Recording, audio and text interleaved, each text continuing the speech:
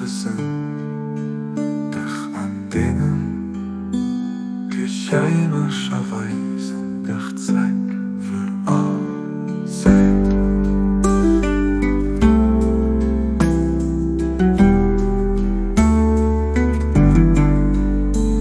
O jong volkies, letztlich net veromarmen, wellicht velen hier op zinnen, gezindig aan dingen, geheimerweise dich zeigt für altijd.